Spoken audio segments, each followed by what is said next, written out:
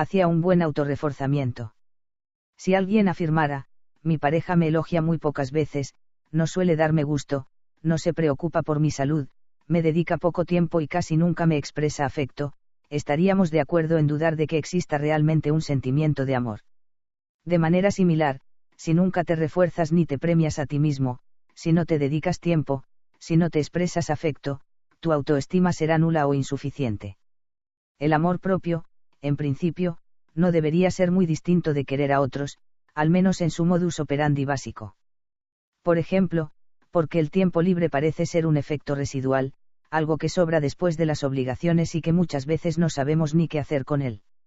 Vamos a 100 km por hora y no nos detenemos a descansar y a disfrutar del ocio de tanto en tanto, porque nos pasan por encima, donde quedaron aquellos años de infancia y juventud en que dejábamos pasar el tiempo sin miedo ni culpas. No hay lugar disponible en la agenda. Entre quienes viven para trabajar, el descanso se ha reducido a una función pasiva de recuperación de fuerzas. Llegada la noche, los adictos al trabajo no duermen, se desmayan.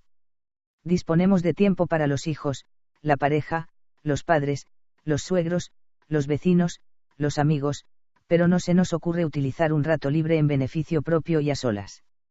No nos interesa tanto generar salud mental como dinero. Muchos de mis pacientes se sienten culpables cuando logro convencerlos de que se sienten bajo un árbol sin hacer nada en concreto, más que admirar la naturaleza y jugar con la hierba. Ideas irracionales como, estoy perdiendo el tiempo no tardan en aparecer. El silogismo es como sigue, si el tiempo es oro, estoy perdiendo dinero. El miedo a caer en el ocio y la pereza ha desarrollado un patrón de conducta hiperactivo tan absurdo que no podemos dejar de mostrarnos dinámicos y laboriosos a toda hora. Conductas como pensar, soñar, fantasear, dormir, meditar o mirar por mirar son consideradas una forma de malgastar la vida o simple vagancia. Los que piensan de este modo tendrán serias dificultades para amarse a sí mismos tranquilamente, ya que su pensamiento se centrará en que podrían estar haciendo algo más productivo que pasarla bien.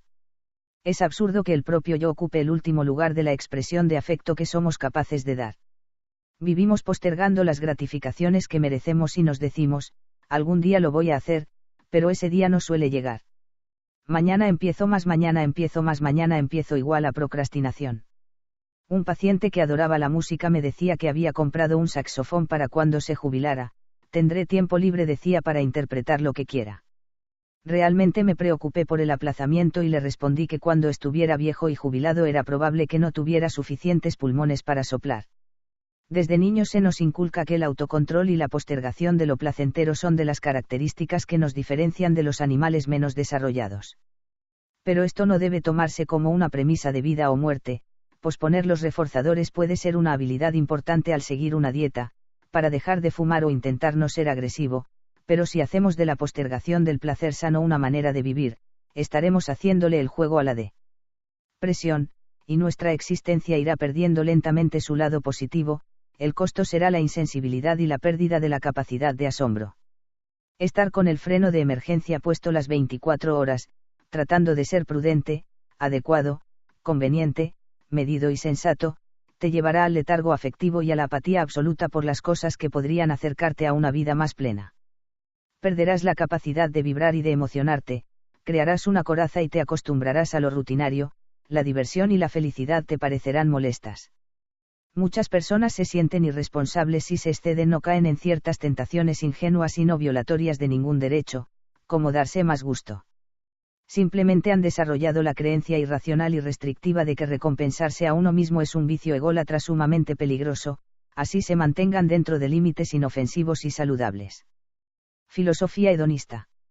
Hedonismo significa placer, satisfacción, regocijo, goce y bienestar. Una filosofía hedonista implica un estilo de vida orientado a buscar el disfrute y a sacarle provecho a las cosas que nos rodean, obviamente sin ser esclavos de ellas y sin caer víctimas de la adicción. Una premisa por la que te podrías guiar es como sigue: si no es dañino ni para ti ni para otros, puedes hacer lo que quieras. Gozar y disfrutar de la vida no significa, como creen algunos, caer en una bacanal de conducta descontrolada y sin el menor asomo de organización mental. La persona hedonista no es un corrupto superficial que solo busca los placeres mundanos de comer y beber, basta leer a Epicuro para comprender esto. La persona que asume una filosofía hedonista responsable no evita la lucha cotidiana y los problemas, sencillamente reconoce de manera honesta lo que la hace feliz y trabaja activamente para conseguirlo y aprovecharlo intensamente. Entre el extremo del autocontrol excesivo del asceta y la búsqueda desenfrenada del placer inmediato hay un punto intermedio donde es posible el deleite equilibrado, los placeres que no nos hacen daño. La filosofía anhedónica, lo contrario de hedonista, es el culto a la parálisis emocional y el rechazo del placer, como si éste fuera contraproducente per se. Si vives enfrascado en una forma de vida avara contigo mismo perderás la posibilidad de vivir con pasión.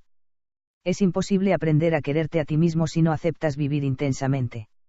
Algunas personas confunden el no sentirse mal con el sentirse bien, dejar de autocastigarse y sufrir no es suficiente, hay que dar un paso más, premiarse sin excusas. ¿Por qué no somos hedonistas? ¿Por qué nos resignamos a un estilo de vida rutinario y poco placentero? Quizá por querer ser demasiado humanos hemos perdido algunas capacidades fundamentales que heredamos de nuestros antecesores animales.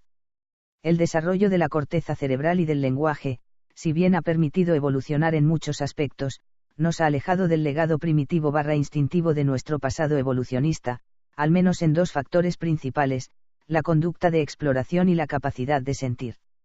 Veamos cada una en detalle. La conducta de exploración. La exploración es uno de los comportamientos que más garantizan el desarrollo inteligente y emocional de nuestra especie. En el reino animal, la búsqueda y la indagación del medio circundante facilitan el descubrimiento de fuentes de alimentación, guaridas y apareamiento sexual. Este impulso por investigar que mueve a los individuos ayuda a que el sistema conductual heredado se enriquezca y aumente el repertorio de recursos para afrontar peligros y preverlos. Es una forma de autoestimulación que desarrolla más sustancia blanca del cerebro, mielinización, para que podamos aprender más y mejor. Explorar es curiosear, y la curiosidad es uno de los factores que han permitido la evolución y mantenimiento de la vida en el planeta. Husmear, escudriñar e investigar llevan a una de las mayores satisfacciones, el descubrimiento y la sorpresa. Explorar, ir al encuentro de la vida y dejarse absorber por ella abre puertas que estaban cerradas a los sentidos y al conocimiento, y nos permite chocar con una realidad insospechada. La felicidad no llega a la puerta, hay que buscarla y pelear por ella. ¿Hace cuánto que no sales a vagar sin rumbo fijo o que no improvisas? Cuando induzco a mis pacientes a que incrementen su ambiente motivacional, muchos me dicen, ¿y qué hago? Yo les contesto, buscar. ¿Buscar qué? No tengo idea. Buscar por buscar. Abrir la mente sin defensas, dejar que la experiencia y la información nos lleguen y rebasen. No hay una lista prefabricada sobre qué hacer de bueno con la propia vida, hay que fabricarla investigando y tanteando el medio que nos rodea. De cada 10 puertas que abras, posiblemente una te muestre algo interesante y maravilloso que justifique el esfuerzo. Cuando lo cotidiano se vuelve demasiado usual y puedes prever tu futuro inmediato hasta el mínimo detalle, algo anda mal, preocúpate porque la obsesión anda rondando.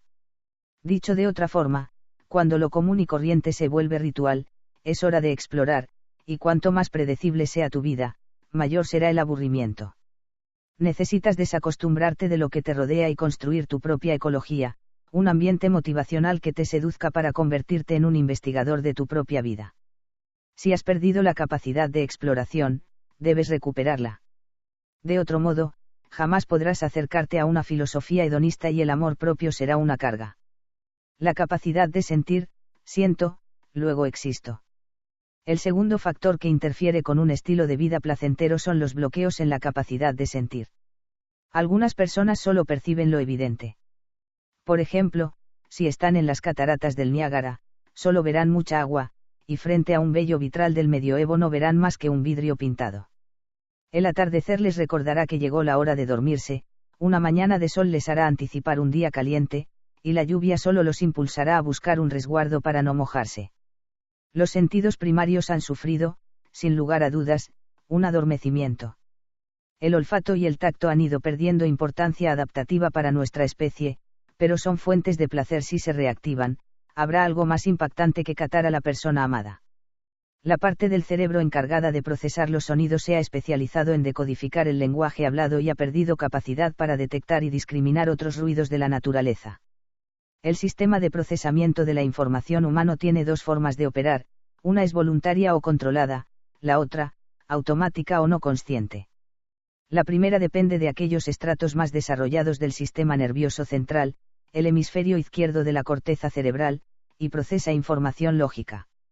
La segunda se estructura sobre la base de sistemas fisiológicos más antiguos, sistema límbico, hemisferio derecho, sistema nervioso autónomo, y procesa información emocional afectiva. El sentimiento, a diferencia de los procesos de pensamiento, tiene algunas características que le son propias, suele ser más automático, requiere menos esfuerzo mental, es inescapable, irrevocable, total, difícil de verbalizar, de explicar y, muchas veces, de entender.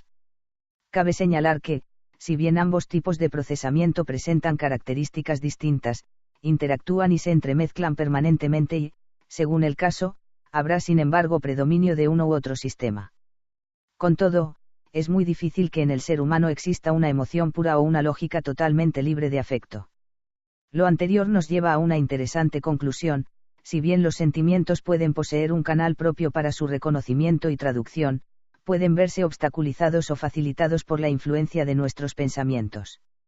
Por ejemplo, una creencia típica que impide vivir la emoción cómodamente es la siguiente: expresar emociones libremente es hacer el ridículo. Este mandato, de mucho arraigo en ciertas culturas y grupos sociales, considera que reprimir la expresión de las emociones es un acto de adecuación social y sobriedad. El problema es que no llorar, gritar, ofuscarse, saltar de la alegría o reírse a carcajadas de vez en cuando, sin recato ni compostura, es estar medio muerto. La norma que predica y promueve no salirse jamás del punto adecuado hace de la represión afectiva una virtud. A uno de mis pacientes, un ejecutivo de éxito, muy tradicional en su manera de pensar, tuve que darle la mala noticia de que su mujer, a la cual adoraba, ya no lo quería, se iba a separar de él y tenía un amante desde hacía 5 años. Cuando recibió semejante escopetazo, el señor se limitó a fruncir el entrecejo, asintió con un movimiento leve de cabeza, suspiró y dijo en un tono aplanado: debo reconocer que me siento algo incómodo, y se desabrochó la corbata. No se desencajó, no hizo siquiera una mueca de desesperación ni soltó una lágrima o expresó indignación, solo se controló y esbozó una especie de ajá, mientras su mirada y el sudor decían otra cosa. Irónicamente, una de las causas de su fracaso matrimonial había sido precisamente la dificultad que presentaba para expresar sus sentimientos de una manera relajada y abierta. La idea de inhibir las emociones a toda costa, ya sea por miedo a sentir o por miedo al que dirán, se vuelve una costumbre que con el tiempo lleva a una dislexia emocional, un analfabetismo afectivo en el que no solo dejamos de expresarlas sino también de leerlas y comprenderlas. No estoy promulgando la impulsividad ciega y totalmente descontrolada de hablar duro, llorar a toda hora y reírse por nada. Lo que no impropia para quién. Inconveniente para quién. La capacidad de sentir la vida, en el amplio sentido de la palabra, no es una enfermedad frente a la cual haya que desarrollar inmunidad, es salud física y mental.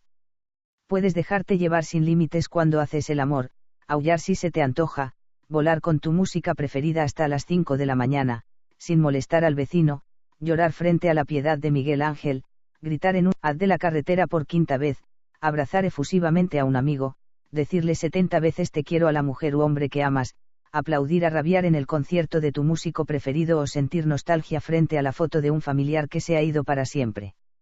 Puedes sentir lo que se te dé la gana, si no violas los derechos de las otras personas, si no te hace daño y si eso te hace feliz, aunque a unos cuantos estreñidos emocionales no les agrade y te censuren por ello. Es verdad que algunas emociones son desagradables y nefastas, los psicólogos bien lo sabemos, pero incluso en los casos donde se hace preciso modificar un sentimiento negativo patológico, el primer paso es aceptar y reconocer su existencia. Si realmente es fuente de sufrimiento y malestar, hay que dejar salir la emoción para proceder a eliminarla o reestructurarla. Sentir no es la actitud masoquista de resignarse a aceptar aquellas emociones que te perjudican. Sentir, como aquí está planteado, es una manera de investigar y explorar qué cosa te gusta y qué cosa no quieres, es la condición sine qua non para descubrir nuevas maneras de quererte a ti mismo. Resumiendo lo dicho hasta aquí, aceptar vivir en un contexto de vida hedonista es generar un estilo personal de libertad emocional. Un espíritu desinhibido y sin restricciones irracionales favorecerá el desarrollo de una sensibilidad aguda y perceptiva, la cual a su vez mejorará la comunicación afectiva y la comprensión de los estados internos. Un estilo hedonista produce una mayor sensibilización frente a los estímulos naturales que llegan al organismo y amplía el rango de situaciones potencialmente placenteras. El poeta francés Jacques Prévert muestra en uno de sus poemas un ejemplo de libertad emocional que, aunque sancionado por las buenas costumbres, nos recuerda aquella frescura y alegría de nuestra infancia. Lleva por nombre El mal estudiante, dice no con la cabeza pero sí con el corazón, dice sí a lo que le gusta, dice no al profesor, está de pie, lo interrogan y le plantean todos los problemas, de pronto le da un ataque de risa y lo borra todo, cifras y palabras, fechas y nombres, frases y Trump. Así, sin hacer caso de las amenazas del profesor ni de los abucheos de los sabelotodo, y con gaisas de todos colores en la negra pizarra de la desgracia dibuja el rostro de la dicha. Muchos de mis pacientes, víctimas de una educación anti-alegría, adquieren el vicio de no disfrutar demasiado. Cuando se sienten muy bien, un impedimento psicológico les dificulta el clímax y los incrusta de narices en la monotonía, no vaya a ser que me guste. Le temen a la alegría porque la ven demasiado peligrosa y mundana, como en la novela de Humberto Eco El nombre de la rosa, cuando el cura ciego impedía la lectura de un texto aristotélico sobre el humor, porque creía que, si se perdía el temor a Dios, se acababa la fe. De todas maneras, y afortunadamente, pese a los esfuerzos dogmáticos, restrictivos y fiscalizadores de los amigos de la seriedad y lo austero, el júbilo sigue irremediablemente haciendo de las suyas. Autoelogio: lo que nos decimos a nosotros mismos determina en gran parte nuestra manera de sentir y actuar. Permanentemente sostenemos diálogos internos y rumiamos sobre esto o aquello de manera consciente o inconsciente, simplemente porque la mente es una parlanchina compulsiva. Estas conversaciones que el yo sostiene consigo mismo comienzan a muy temprana edad y van formando con los años un lenguaje interno, el cual puede ser beneficioso o dañino para nuestra vida, dependiendo de su contenido. Es imposible mantenernos en un silencio interior prolongado a no ser que seamos meditadores avanzados y de alta escuela. Siempre tendrás algo que decirte, bueno o malo, constructivo o destructivo, enriquecedor o depresivo. Cuando hablamos de autoelogio nos referimos a una manera positiva o constructiva de hablarte a ti mismo y felicitarte cuando crees haber hecho bien las cosas.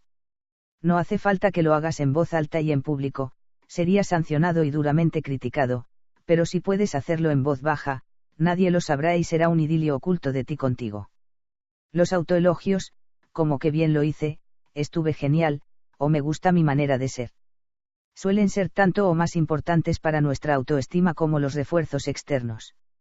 La ventaja aquí es que no necesitas de intermediarios, serás tu propio Saeiran de Bergerac y podrás endulzarte los oídos a ti mismo. 3 creencias irracionales que nos impiden felicitarnos a nosotros mismos. Aunque las causas pueden ser muchas, hay 3 factores principales a tener en cuenta a la hora de explicar por qué nuestro diálogo interno no es autorreforzante: no lo merezco o no fue gran cosa. Típico de las personas que ven en la modestia, así sea falsa, y en la subestimación de los logros personales un acto de virtuosismo. En realidad, es un acto de hipocresía en la mayoría de los casos, porque cuando actuamos correctamente sabemos que lo hicimos bien, sabemos que fue resultado de un esfuerzo, una habilidad o una competencia. El sabio no niega la virtud que posee. Lo que hace es no exponerse buscando aprobación y aplausos, pero no se autoengaña. Si eres bueno en alguna cosa, pues ¿qué le vas a hacer? Acéptalo y acéptate. Si la comunidad te hace un reconocimiento o una felicitación honesta y franca, no los desprecies ni les des a entender que se equivocaron. No digas que no la mereces. Da las gracias y después cállate. La otra explicación se refiere a personas cuyas metas son tan inalcanzables que el elogio y la felicitación no cristalizan nunca. Su creencia irracional es como sigue: ninguna felicitación es para tanto. Si este es tu estilo, trata de relajarte, no tienes que ganar un premio Nobel ni llevar adelante empresas quijotescas para reforzarte positivamente. Siempre eres merecedor de tus propias felicitaciones si son auténticas y están al servicio de fines nobles. No eres un héroe, solo un superviviente, una persona que vive o intenta hacerlo bien. No debería bastarte para estar a gusto contigo mismo. ¿Era mi deber o era mi obligación? Esta actitud no le sirve a tu autoestima. Llevaste a cabo bien tu deber. Alégrate. Regálate un muy bien. Tu primer deber es para contigo mismo. Date un abrazo. Hasta en el más vertical y autoritario de los sistemas se premia y se elogia. Si tu diálogo interno es el de la obligación absoluta, no te sentirás con derecho a elogiarte. Lo vivirás como un acto de cobardía y dejarás de lado el placer de colocarte alguna que otra medalla simbólica. Autoelogiarse es de mal gusto. Como ya dije, si lo haces en tu fuero interno, simplemente nadie se dará cuenta. Autoelogiarse es una necesidad que va de la mano de la autoconservación, tu mente se hace más segura y poderosa cuando la mimas. Es de mal gusto tener gases, orinar, roncar, bostezar. Si lo haces en público, muy posiblemente, pero a solas se te permite hacer eso y cualquier otra cosa más. El autoelogio, por definición, es un acto que se lleva a cabo de manera encubierta, sin espectadores de ninguna índole, es solo para ti. Cultivar el amor propio sanamente, autocuidado, nunca es de mal gusto. El castigo, por el contrario, sí lo es, porque atenta contra la dignidad humana y el autorrespeto. Alimentar el ego. Eso depende de cómo lo hagas. Por ejemplo, puedes hacer ejercicio físico para mejorar tu salud o para entrar al club de los buenos cuerpos. Puedes estudiar mucho para saber o para ganarles a tus compañeros de clase. Puedes autoelogiarte para cuidar tu mente y fortalecer tu yo o para cultivar tu narcisismo. Tú eliges. Elogios externos que pueden convertirse en autoelogios. Los mismos elogios que solemos dirigir a los demás podemos aplicarlos a nosotros mismos. Una categorización que puede ayudarte a comprender mejor cómo funcionan los elogios es la siguiente. Elogios impersonales. Ampliamente fomentados por la cultura de los buenos modales y la etiqueta, son considerados signos de buena educación y diplomacia.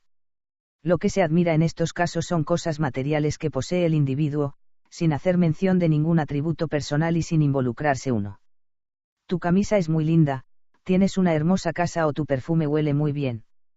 La persona receptora por lo general acepta el halago del objeto material que le pertenece con un gracias. Aunque no puede considerársele una expresión de sentimientos o afecto, es más bien un acto de cortesía, sentido o no. De todas maneras, no está de más que intentes ser cortés contigo mismo, elogiando las cosas materiales que realmente te agradan. Felicítate por tenerlas. Elogios personales. En ellos se involucra parcialmente a la persona a quien va dirigido el elogio. Algunas personas se aventuran a dar un paso más en la expresión de lo que sienten y, además de referirse al objeto, tangencialmente hacen referencia a la persona. La camisa te luce, ese peinado te sienta muy bien o tu casa muestra que tienes buen gusto. Este tipo de elogios son de mayor exigencia, pero el compromiso del emisor del mensaje sigue siendo poco.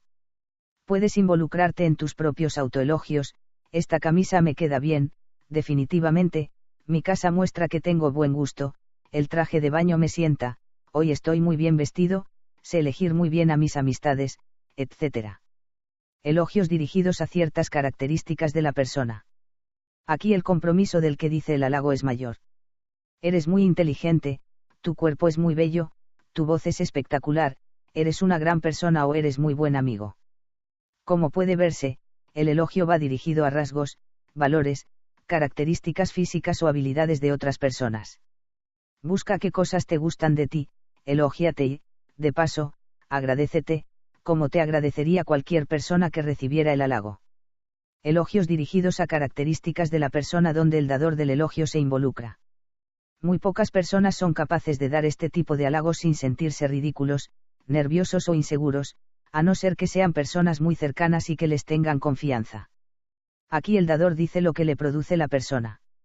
Se expresa un sentimiento asociado al elogio, admiro tu inteligencia, me encanta tu cuerpo, adoro tu sonrisa o envidio tu alegría. La expresión de afecto dirigida a otras personas tiene tantas condiciones y requisitos en nuestra cultura que se vuelve cada vez más difícil decirle te quiero a alguien sin que se sospeche alguna segunda intención. La expresión libre y franca de sentimientos positivos a las personas que nos rodean no es fácil si la cultura es poco expresiva. No obstante, estos problemas de incomodidad social no existen a la hora de autoelogiar tus características. Decirte, me gustan mis ojos, me encanta ser inteligente, me fascinan mis piernas o soy una buena persona no ocasiona riesgos, rechazos, ni malentendidos, depende solo de ti. La conclusión es evidente, la autoexpresión de sentimientos positivos nos hace sentir bien, sencillamente porque es agradable el buen trato. ¿Qué hacer para autoelogiarse? El paso más importante es conectarte a un procesamiento controlado, es decir, hacerte consciente de tu diálogo interno y de lo que te dices a ti mismo.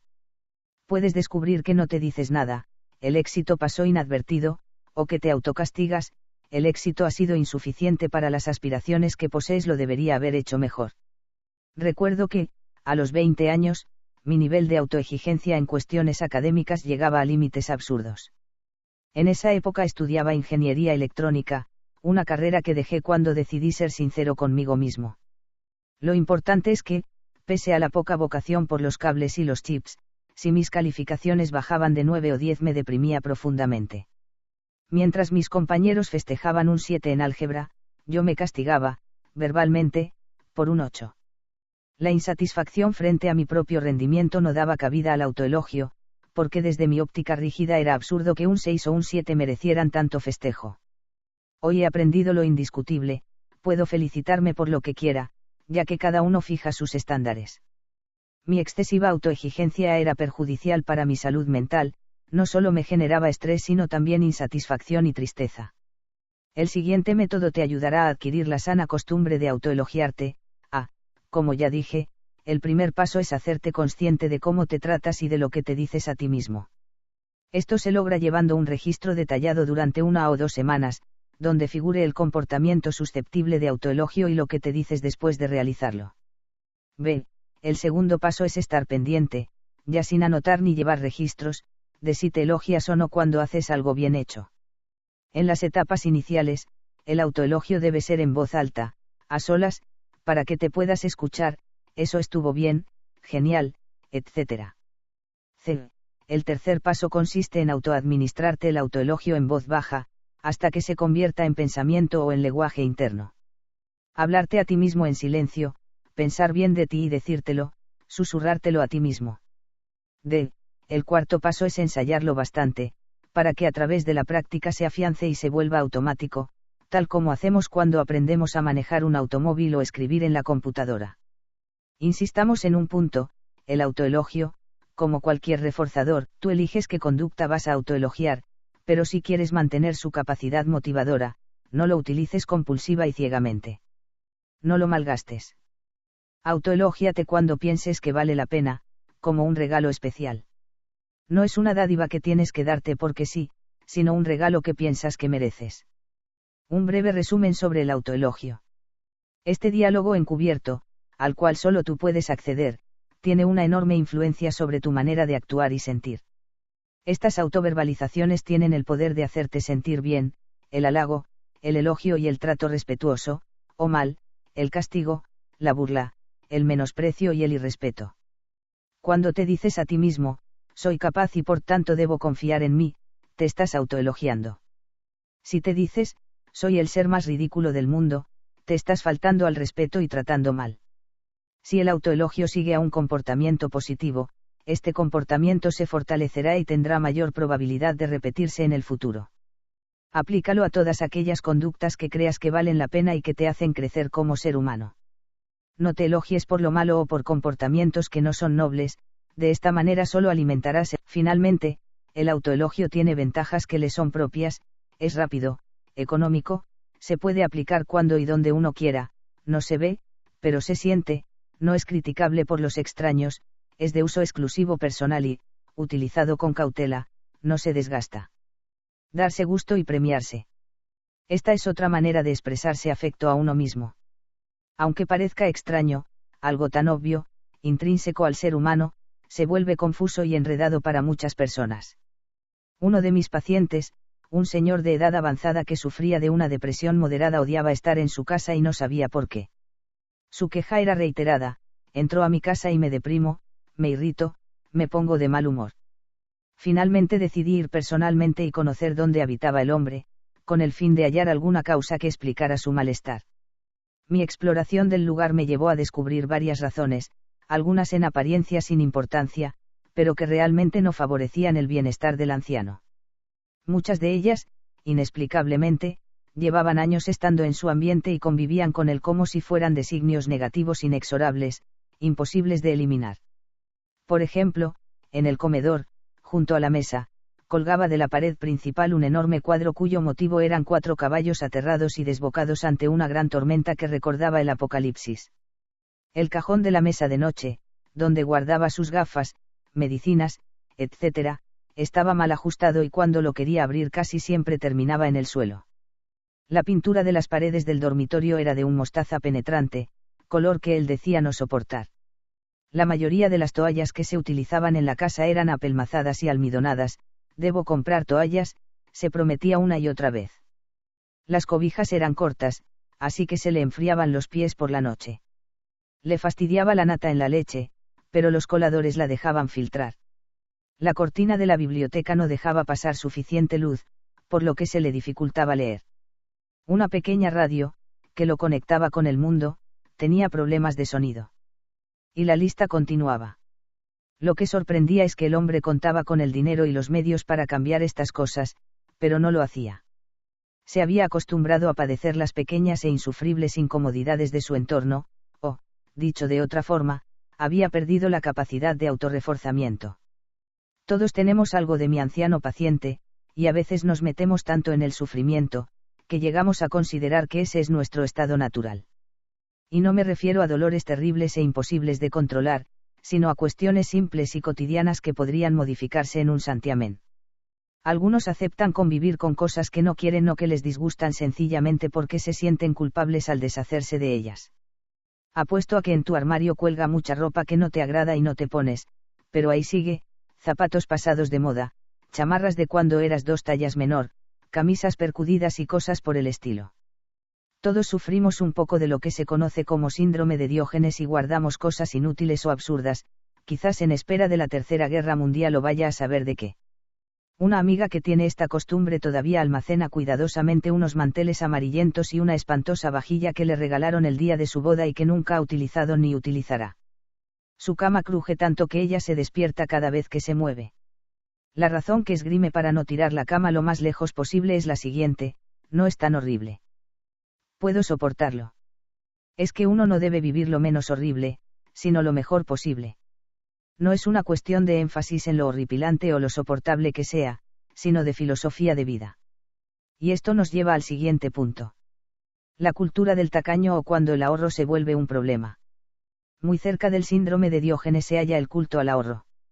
Este amor desenfrenado y obsesivo por ahorrar a cualquier costo nos hace almacenar infinidad de estupideces.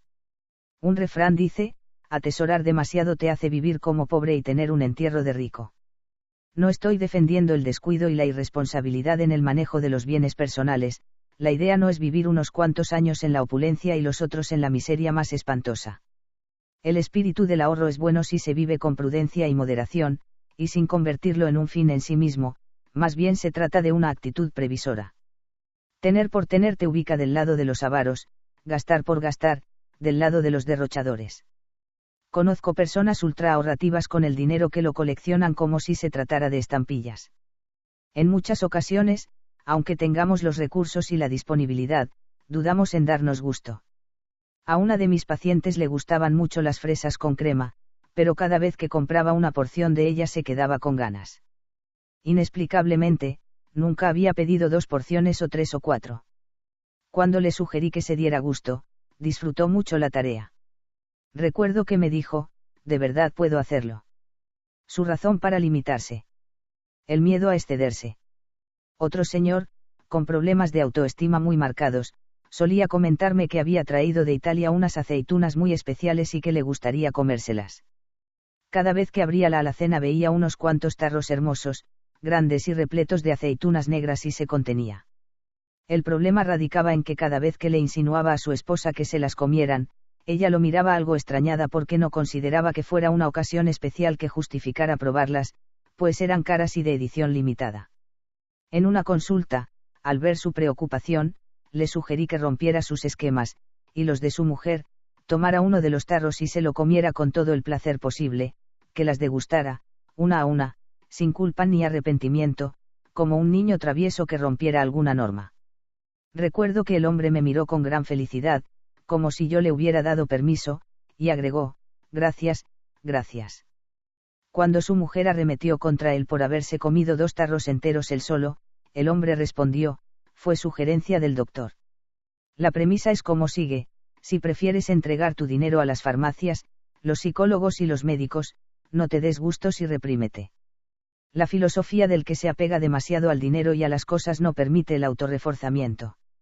El tacaño siempre verá la recompensa como innecesaria, debido a que dicha recompensa no producirá nada tangible. Dirá, no es necesario ni vital, ni de vida o muerte. Pero ¿cuál es la ganancia? Placer, puro placer. No eres la excepción, necesitas autorrecompensarte. Necesitas la autorrecompensa de cosas y actividades. Al igual que el autoelogio, ella fortalece tu autoestima y no permite que el autocastigo y la insatisfacción prosperen en tu vida. Es inútil que intentes una postura de dureza e insensibilidad como si fueras un estoico fuera de tiempo. La carencia del autorreforzamiento no te hará psicológicamente más recio ni te sacará callos, te hará infeliz. Cuando hayas hecho algo que valió la pena o simplemente porque se te dio la gana, date gusto. Ten a veces un acto de merecimiento y amor con tu persona. Piensa por un momento en antojos que hayas tenido hace tiempo. Revisa con cuidado cuántos de ellos no has podido llevar a cabo, simplemente porque tú no has decidido hacerlo. En realidad, no es que no hayas podido, sino que no te has animado. No has tenido el valor de perder el norte y salirte momentáneamente de la impasible actitud ahorrativa y contemplativa del que deja para mañana lo que debería hacer hoy. Los autorreforzamientos materiales, como comida, ropa o joyas, no son los únicos. Darte gusto implica la autoadministración de cualquier cosa que te haga sentir bien y que obviamente no sea nociva para tu salud, ni para los otros ni para el mundo que habitas.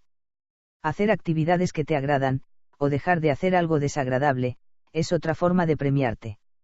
Hazte estas 3 preguntas sinceramente: ¿cuánto te premias y te das gusto? ¿Cuánto tiempo a la semana le dedicas a tu persona?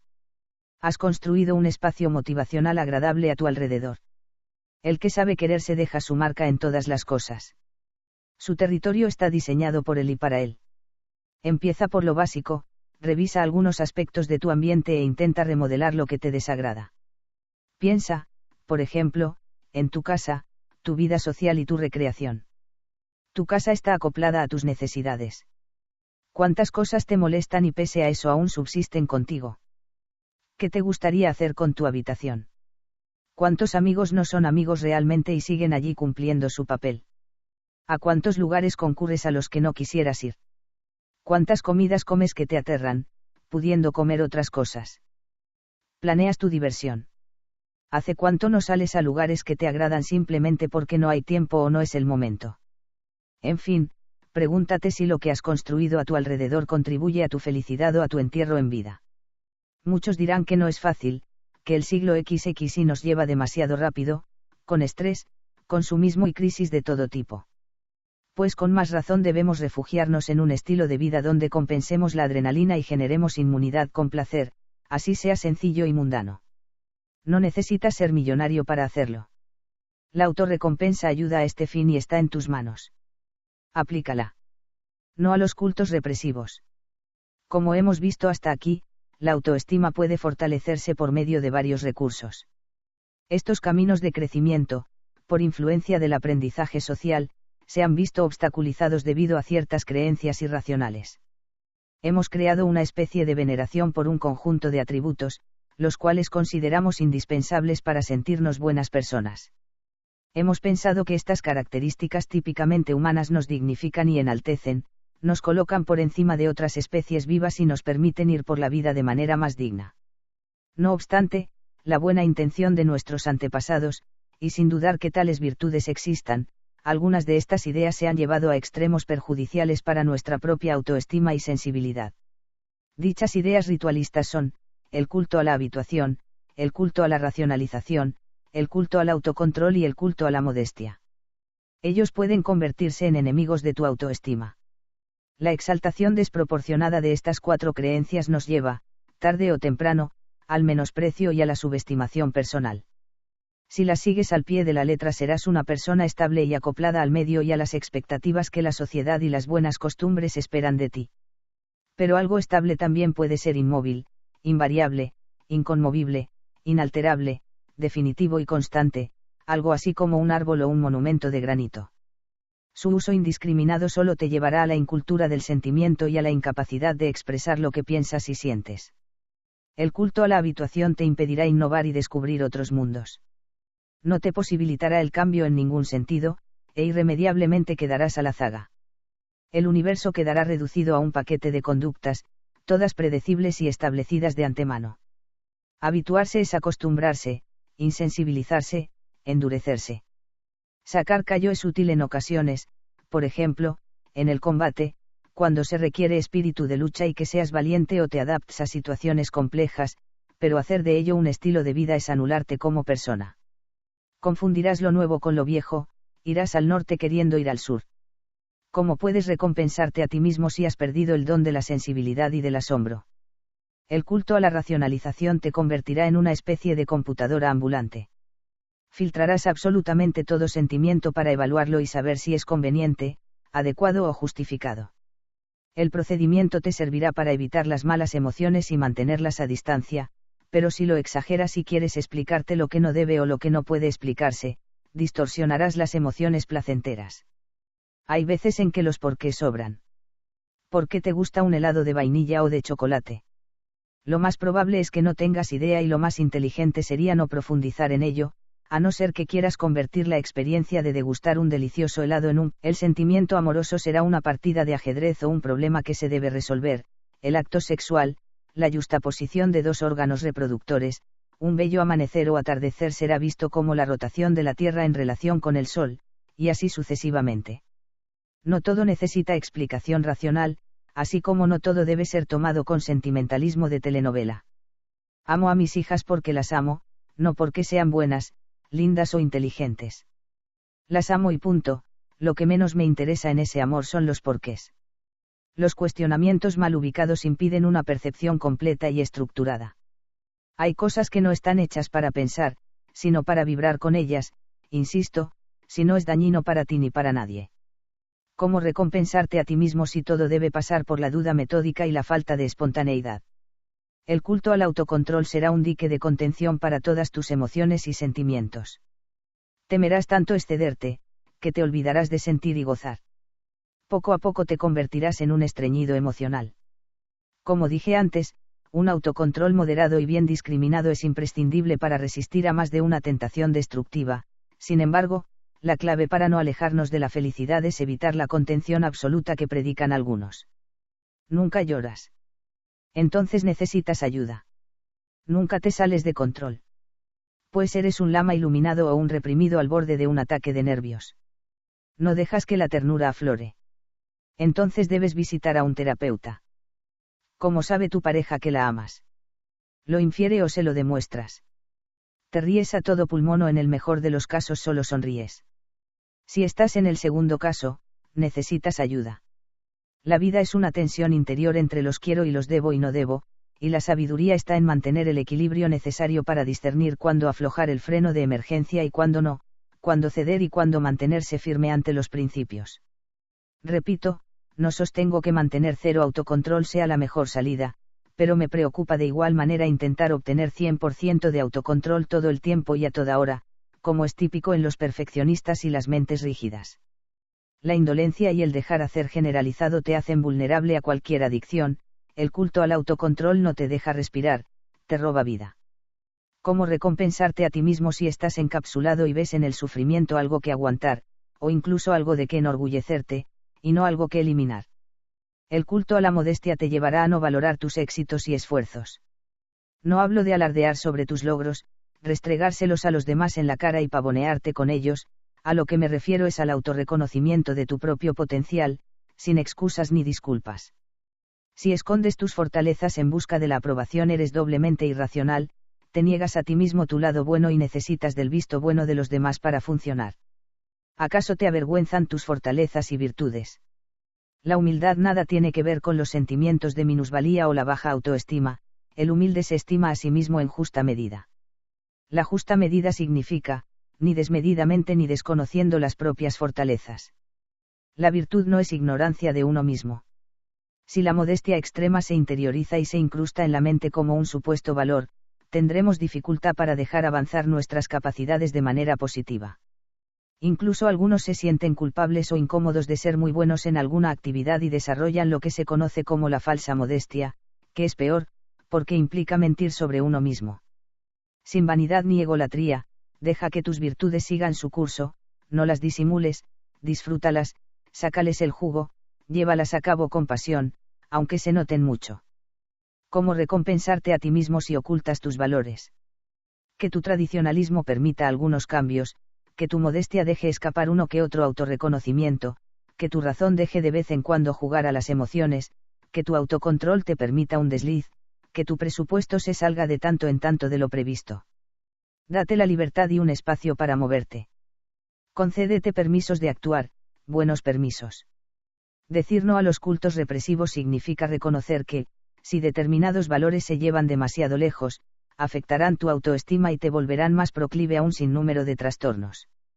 Significa que no es conveniente tomar muy a pecho las creencias arriba mencionadas y convertirlas en dogmas de fe, te sentirás un pecador cada vez que no las cumplas al pie de la letra. Te sentirás culpable de amarte a ti mismo o de ser feliz. Para mejorar el autorreforzamiento. La siguiente guía de acción puede servirte para acercarte a un estilo de vida que te permita reforzarte o premiarte a ti mismo con determinación y alegría. Date tiempo para el disfrute. La vida no se hizo solo para trabajar. Se trabaja para vivir, no lo contrario. Tu momento de descanso, tu recreación y tus vacaciones no son un desperdicio de tiempo, sino una inversión en tu salud mental. No postergues tanto la satisfacción esperando el día adecuado, así como no hay un tiempo para el amor, tampoco hay un tiempo para quererte a ti mismo. Tú lo defines de acuerdo con tus necesidades. No hagas de la responsabilidad una obligación extenuante y dogmática, no te hundas en ella irracionalmente.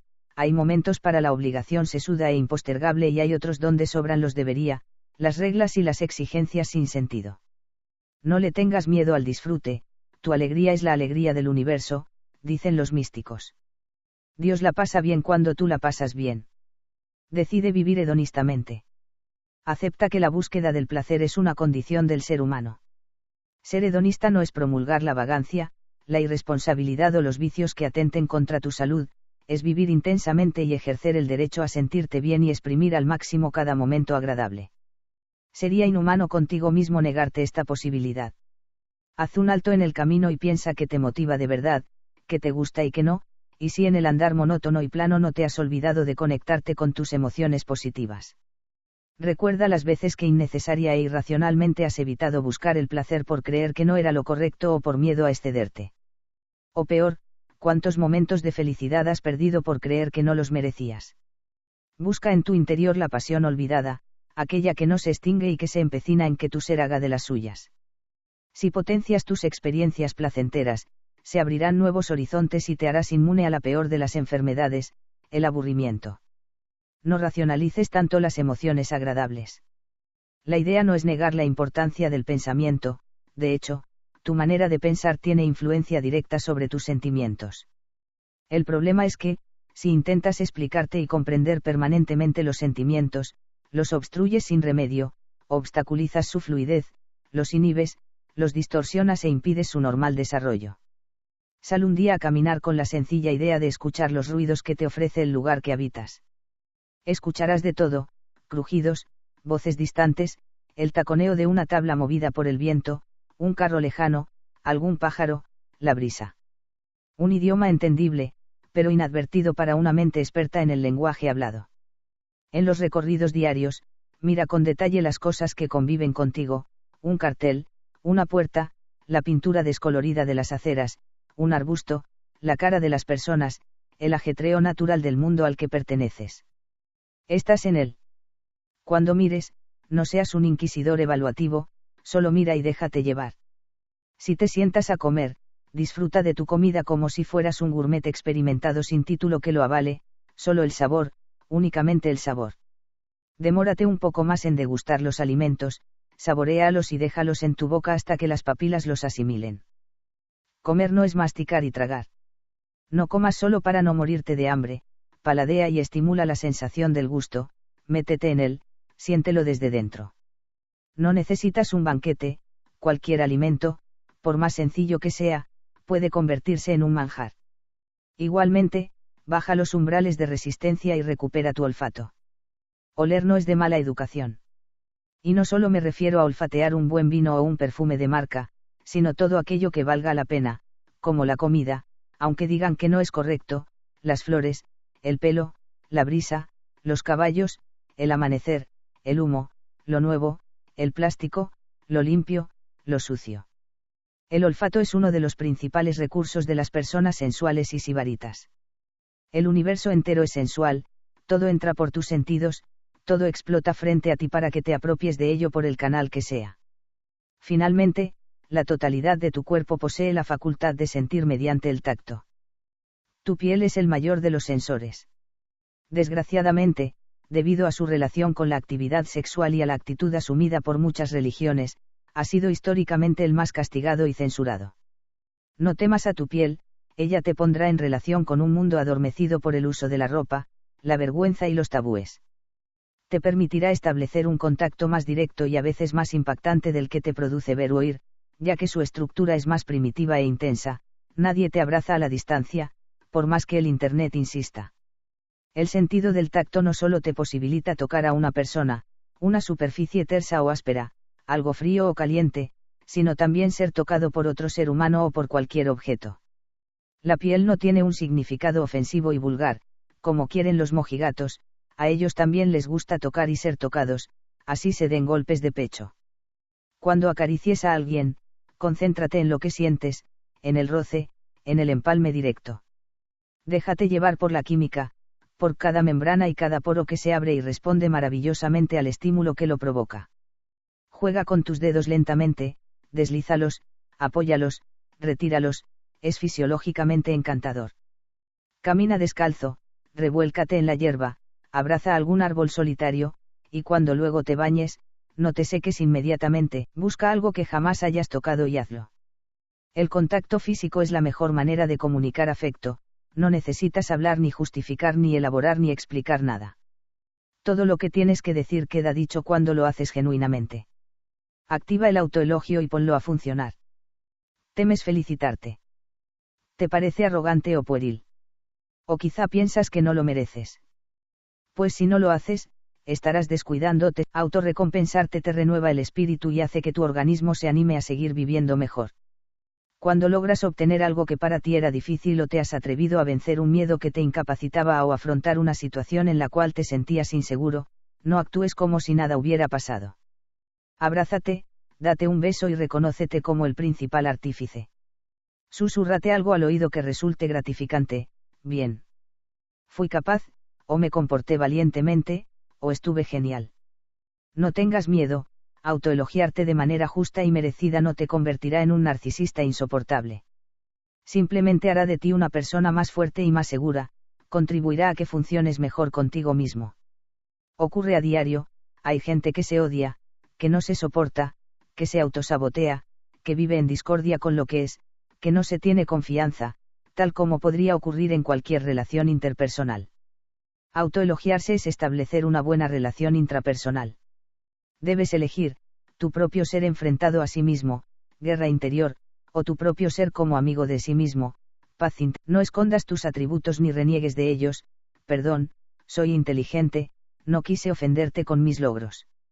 No es tu culpa si posees alguna virtud o fortaleza que te hace triunfar en algún aspecto de la vida, no pienses en medallas o grandes galardones, sino en aquellos mini triunfos del día a día que le dan sentido a la existencia y pasan inadvertidos. Perder a propósito. Ocultarte tras la bambalina de la falsa modestia.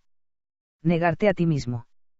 Recuerda que la modestia y la humildad no consisten en negar tus dones ni menospreciarlos, sino en sentirlos tuyos, sin identificarte ni apegarte a ellos y sin buscar aplausos. Disfrútate a ti mismo en ese talento natural que te define, cualquiera que sea. Heráclito y muchos otros sabios, a lo largo de los tiempos, han sostenido que hay que permanecer lo más anónimo posible, pero no quisieron decir que debas ser ignorante de tus propias cualidades. Está bien ser anónimo para el espectáculo, para la aprobación social. Anónimo para que los cantos de sirena no te endulcen los oídos e hinchen tu ego. Pero cuando estés cara a cara con tu esencia, no tienes nada que ocultar. Date gusto. Conozco a gente que cuando se da gusto en algo, se siente tan culpable que luego sufre un rato para compensar y pagar el pecado del autorreforzamiento. Entran en crisis por sentirse bien.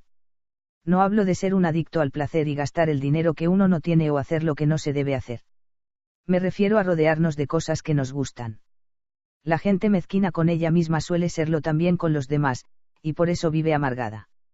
Date gusto cada vez que puedas, en lo que puedas, pero dátelo. No esperes una Navidad para hacerte un regalo o hacérselo a las personas que quieres. Pasas por una frutería y ves unas hermosas y atractivas manzanas, y sabes que a tu mujer o a tu esposo le gustan, ¿por qué esperar al día en que irás de compras al mercado? Date gusto, dándoles gusto a los que amas. Llévale un detalle, su sonrisa se te contagiará. Así como hay que tener detalles con la gente, igualmente hay que darse un presente a uno mismo de tanto en tanto. Estos regalos no necesariamente son cosas físicas. Por ejemplo, hoy me regalaré una caminata de media hora por el parque, mañana visitaré a un amigo o una amiga o estaré un día entero en pijama, a solas. Darte gusto es ser emocionalmente inteligente. Conozco a una persona que cuando se siente bien, se siente rara y extraña, como si no fuera ella. Está tan acostumbrada a sufrir, que sentirse bien la despersonaliza y angustia, como si su estado natural fuera la dolencia. Lucha contra la represión psicológica y afectiva.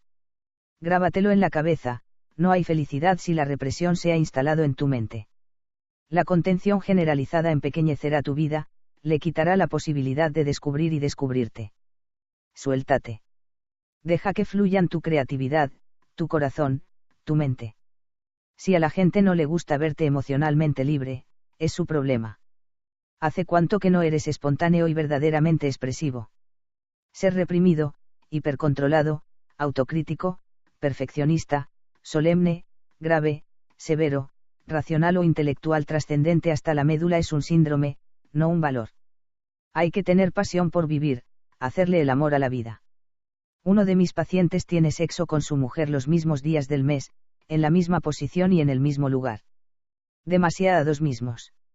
Obviamente sus orgasmos y los de su mujer son siempre iguales, repetitivos, anticipados, hasta el más grande de los placeres puede perder fuerza si nos habituamos a él y somos rutinarios. Repetir la repetición hasta el hartazgo y resignarnos a ella, ese es el secreto de la infelicidad. Lo contrario, una pizca de locura, un viaje sin programar, un amor inesperado, el poema que escribimos sin ser poetas, el descaro de estornudar en una biblioteca a todo pulmón porque pudo más el impulso que la regla, en fin, salirse de los cabales inofensivamente. Sé que estás pensando, los adultos no jugamos. Mentira. Lo hacemos mentalmente todo el tiempo, fantaseamos, sublimamos y nos morimos de ganas de volver a correr sin rumbo por cualquier sitio, tener amigos imaginarios, reírnos hasta estallar. Envidiamos a los niños, su naturalidad, su increíble franqueza, esa es la verdad. La buena noticia